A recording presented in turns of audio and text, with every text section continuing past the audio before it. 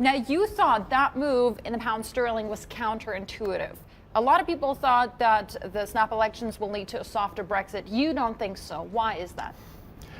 Well, I guess I'm coming from a slightly different perspective in terms of we're headquartered in Leeds rather than London.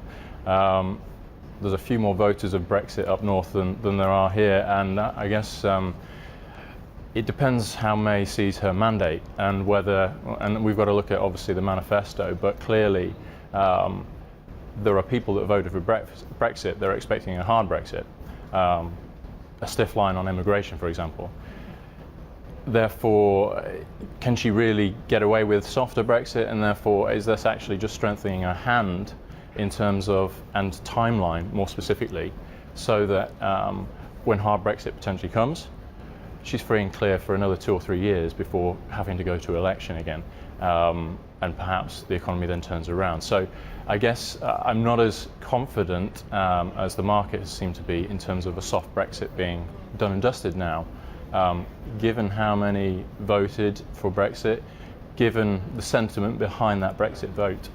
And look, maybe you're right, because we're just sitting in our London bubble and you're sit outside that bubble, so maybe that's a really good perspective.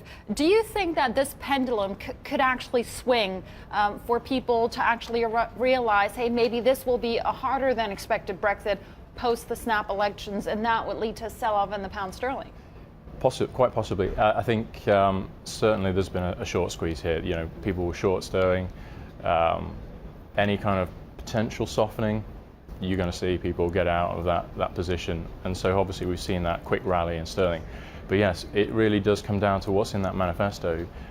It'll be interesting reading whether we get detail on the immigration lines, on trade, or potential trade, and really it's the concessions that are going to be the talking points. James, do you still want to be invested in the FTSE, given that it's now given up its year-to-date gains and we're seeing the currency move higher? Because we all know about this inverse relationship between the FTSE and the pound sterling. Is there still a case for investing in it? It really is becoming a currency play right now in the short term. That makes me nervous.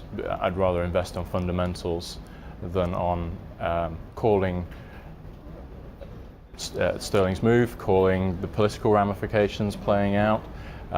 This could get a little bit messy if people don't feel like the mandate they've given May comes through. Long